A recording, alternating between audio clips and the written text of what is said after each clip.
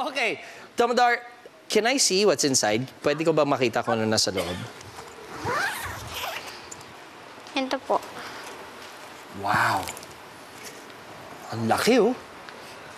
Okay, una sa lahat, sa mga hindi nakakaalam, anong tawag dito? Malaking violin? Hindi po, Ah, cello hindi, po. okay. Cello. Opo. Cello. Ilang taong ka nung nag-start ka mag-cello? 5 po. So you've been playing for 4 years na. Ito si Damodar ay member ng Manila Symphony Junior Orchestra. Am I correct? Opo. At the age of 9 years old. May nagturo ba sa iyo na tumugtog ng cello? Opo, si Daddy po. Hi, Daddy.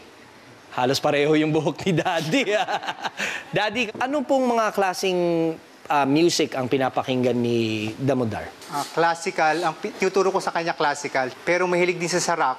Kaya Rock? tinuruan ko na rin sa magtumugtog ng rock. Wow, kakaiba to. Ibang klase. Bira tayo makarinig yan. Anytime na maririnig natin ang rock band, may gitara, there's a bass, there's a drums, there's keyboards, pero walang cello. Pero ano po yung reaction nyo na naging sobrang galing po sa pagtugtog ni Damodar? Nagulat kasi mas magaling na sa akin. Mami, kayo po tumutugtog po kayo ng instrumento? Violin. Violin. Ngayon alam ko na. May connection dito. Nakita mo ba si Mami tumutugtog ng violin? That's why you wanted to play the cello? Opo. Sabi ng aba eh.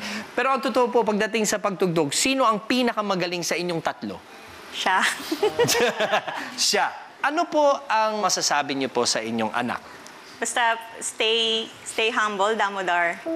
Yun lang. Tsaka stay sweet. Yun lang. Ikaw po, Daddy. Ituloy mo lang kung enjoy ka sa ginagawa mo, ituloy mo lang. Susuportahan ka namin. Yan.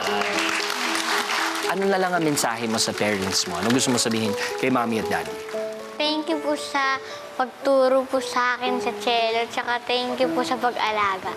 Thank you sa pag-alaga. Watch the episodes and clips of Little Big Shots only here on ABS-CBN. Subscribe now to be updated weekly.